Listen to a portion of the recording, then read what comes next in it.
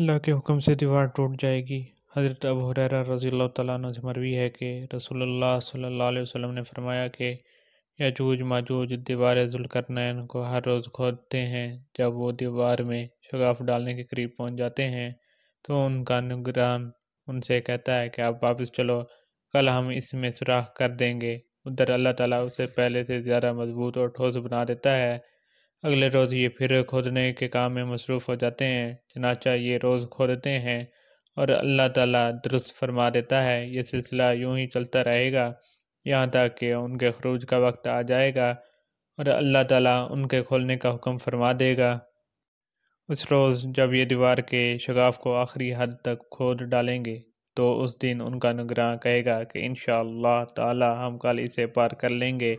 अन हज़रत सल्लल्लाहु अलैहि वसल्लम ने फरमाया कि जब वो अगले दिन लौट कर आएंगे तो उसे उसी हालत में पाएंगे जिस हालत में छोड़ कर गए थे। फिर वो उसे तोड़ डालेंगे और बाहर निकल कर लोगों पर टूट पड़ेंगे।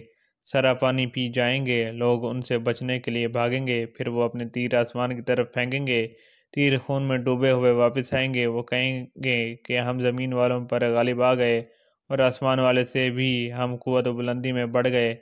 फिर अल्लाह ताला उनकी गर्दनों में एक कीड़ा पैदा कर देगा जिससे वो हलाक हो जाएंगे। कुर्बे क़यामत की बड़ी निशानी। सद्द ज़ुल्करनैन की तकमील के बाद ज़ुल्करनैन ने वहाँ की कौम से कहा था। तर्जमा, उन्होंने कहा कि ये सिर्फ मेरे रब की मेहरबानी है। हाँ, जब मेरे रब का वादा आएगा तो उसे ज़मीन बोझ कर देगा। सूरह कहफ। हजूर अकरम सल्लल्लाहु अलैहि वसल्लम ने मुख्तलिफ़ औक़ात में हदीस मुबारक के ज़रिए याजूज माजूज के खरूज का वक्त बताते हुए इनके खरूज को क़यामत की बड़ी निशानियों में से एक निशानी बताया। कुरान मजीद में अल्लाह ताला इरशाद फरमाता है, याजूज माजूज खोल दिए जाएंगे और वो हर बुलंदी से दौड़ते हुए आएंगे। सूरह अल-अंबिया। याजूज माजूज का अरूज ज़हूर मेहदी अलैहिस्सलाम और खरूज दज्जाल के बाद हज़रत ईसा अलैहिस्सलाम की मौजूदगी में होगा। उनकी तादाद इस कदर ज़्यादा होगी कि जिसका कोई शुमार नहीं। इनका बेपनाह सैलाब ऐसी शिद्दत और तेज़ रफ्तारी से आएगा कि कोई इंसानी ताकत इन्हें रोक नहीं सकेगी। यूँ मालूम होगा कि हर टीले और पहाड़ से इनकी फ़ौजें फिसलती और लढ़कती चली आ रही हैं। अपनी कसरत अज़दहाम की वजह से ये तमाम बुलंदी और पस्ती पर छा जाएंगे। जब याजूज मजूज का खरूज होगा, कुरान और सुन्नत की तसरीहात से ये बात बिलशबा साबित है कि यजूज मजूज कोई अजीबुल खलकत चीज़ नहीं बल्कि नस्ल इंसानी से उनका ताल्लुक़ है और ये हज़रत नूह अलैहिस्सलाम की औलाद में से हैं। इनका सिलसिला नस्ब हज़रत नूह अलैहिस्सलाम के फ़र्जंद याफ़िस से मिलता है। सही मुस्लिम की एक हदीस में अल्लाह के नबी सल्लल्लाहु अलैहि वसल्लम ने उनके बारे में तफसील बयान फरमाई है जो हज़रत नवास बिन समाअन रज़ियल्लाहु ताला अन्हु से मरवी है। हदीस के शुरू में दज्जाल का तज़किरा है और फिर यजूज मजूज से मुतल्लिक़ तफसील है। नवास बिन समाअन रज़ियल्लाहु ताला अन्हु से रिवायत है कि यजूज मजूज के बारे में अल्लाह के नबी सल्लल्लाहु अलैहि वसल्लम ने फरमाया कि यजूज मजूज का ज़हूर हज़रत ईसा अलैहिस्सलाम के नुज़ूल के बाद उनकी मौजूदगी में होगा। अल्लाह ताला हज़रत ईसा अलैहिस्सलाम की जानिब वही फरमाएगा कि मैंने अपने पैदा किए हुए बंदों को बाहर निकाल दिया है, उनसे जंग करने की ताकत किसी में नहीं है। तुम मेरी बंदगी करने वालों को इकट्ठा करके कोहे तूर की तरफ चले जाओ। और फिर अल्लाह ताला यजूज मजूज का खरूज फरमा देगा। वह हर ऊंची जगह से उड़ते हुए आएंगे। उनकी अगली जमातें बहरिया तबरिया से गुजरेंगी तो उसका सारा पानी पी जाएंगी और जब उनकी आखिरी जमातें गुजरेंगी तो कहेंगी इस जगह किसी वक्त पानी था। बहरा तबरिया को बहरे या गुलेल भी कहते हैं।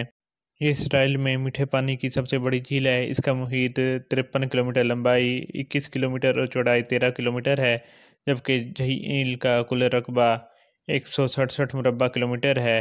इस झील में पानी दरिया उर्जन से आता है। ये वो वक्त होगा कि जब हज़रत ईसा अलैहिस्सलाम और उनके साथी याजूज मजूज के हाथों मैसूर हो जाएंगे।